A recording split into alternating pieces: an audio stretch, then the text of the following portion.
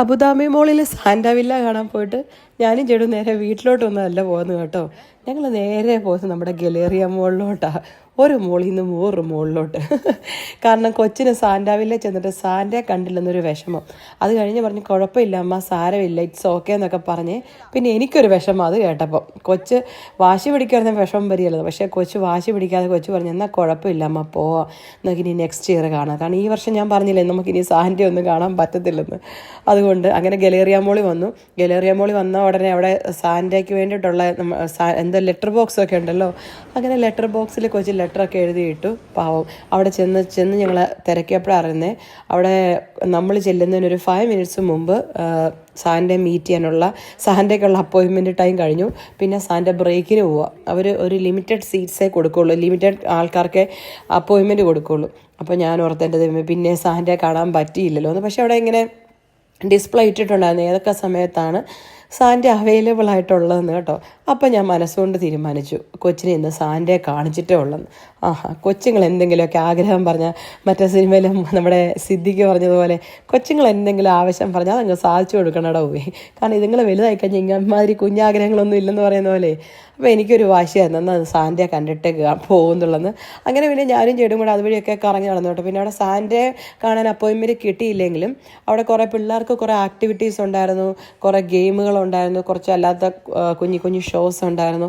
അങ്ങനെ അതെല്ലാം കണ്ടിട്ട് ഞാനും ചേട്ടും കുറച്ച് നേരം അവിടെ ടൈം സ്പെൻഡ് ചെയ്തു. പിന്നെ ജസ്റ്റിയെ ഞാൻ വിളിച്ചു വെച്ചു, ജസ്റ്റ് ഞങ്ങൾ ലേറ്റ് ആവും, സാന്റയെ കാണാൻ കുറച്ചുകൂടെ സമയം എടുക്കുന്നു. ഇപ്പം ജസ്റ്റിയും പറഞ്ഞു കുഴപ്പമില്ല, സമയം എടുത്തോളാം. കാരണം ജസ്റ്റിക്ക് ഓഫീസിൽ നിന്ന് ജസ്റ്റ് വന്നിട്ടുണ്ടായിരുന്നു. പക്ഷേ ജസ്റ്റിക്ക് വേറെ കുറച്ച് അപ്പോയിൻമെൻറ്റ്സും കാര്യങ്ങളും ഉണ്ടായിരുന്നു.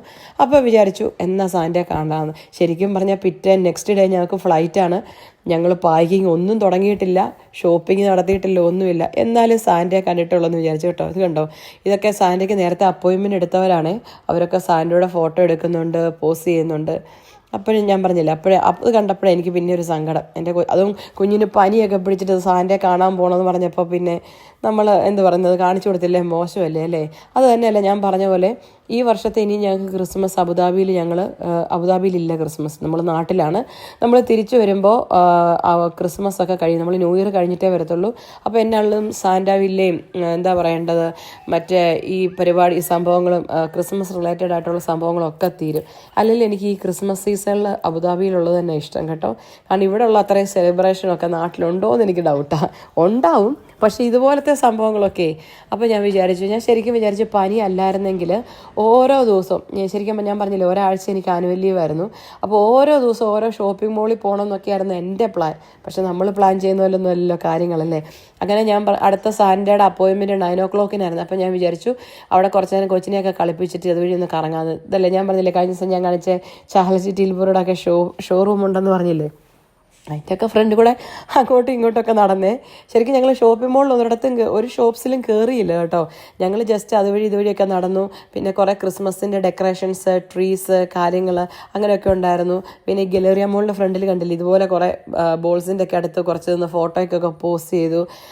അങ്ങനെ കുറേ കാര്യങ്ങളൊക്കെ ചെയ്തു. കുറച്ച് സമയമൊക്കെ അങ്ങനെ കളഞ്ഞു. അധികം സമയമൊന്നും ഇല്ലായിരുന്നു. ഞാനും ചേട്ടും കൂടെ. അത് കഴിഞ്ഞ് പിന്നെ ഞങ്ങളൊരു കോഫി കുടിക്കാൻ വേണ്ടിയിട്ട് കയറി.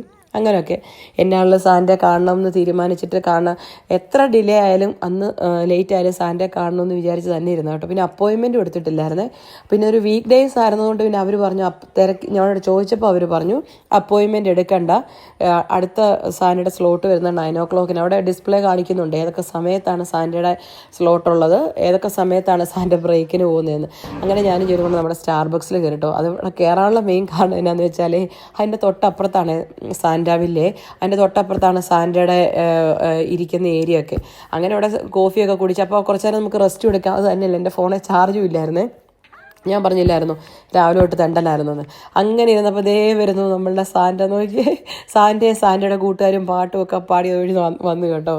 അങ്ങനെ അവിടെ കോഫിയൊക്കെ കുടിച്ച് സാന്റയെ വെയിറ്റ് ചെയ്ത് അങ്ങനെ ഫൈനലി ഞങ്ങളങ്ങനെ വെയിറ്റ് ചെയ്തുകൊണ്ട് തന്നെ ഞങ്ങൾക്കായിരുന്നു ഫസ്റ്റ് അപ്പോയിൻമെൻറ്റ് കേട്ടോ, എനിക്കും കൊച്ചിനും. അങ്ങനെ ഞങ്ങൾ ആദ്യമേ ചാടി കയറി സാന്റയുടെ ഫോട്ടോ എടുക്കുക. എനിക്ക് തന്നെ അറിയാൻ പറ്റില്ല. പിന്നെ അവിടെ അവർ തന്നെ ഫോട്ടോ എടുത്ത് നമുക്ക് തരും കേട്ടോ. നമുക്ക് ഫോണിലെടുക്കാം, അല്ലാതെ അവിടെ ഫോട്ടോ എടുക്കുന്ന ടീംസുണ്ട്. എല്ലാ വർഷവും വേറൊരു കാര്യമുണ്ട് കേട്ടോ. ഈ ഗലേറിയ മോൾ എനിക്ക് തോന്നുന്നൊരു കുറേ വർഷങ്ങളായിട്ട് ഈ ഒരു സാന്റയാണ് ഗലേറിയ മോളിലെ അബുദാബി മോളിൽ വേറെ സാൻഡ ഉണ്ടെന്ന് തോന്നുന്നു. ഗലേറിയ മോൾ ഈ സെയിം സാൻഡ.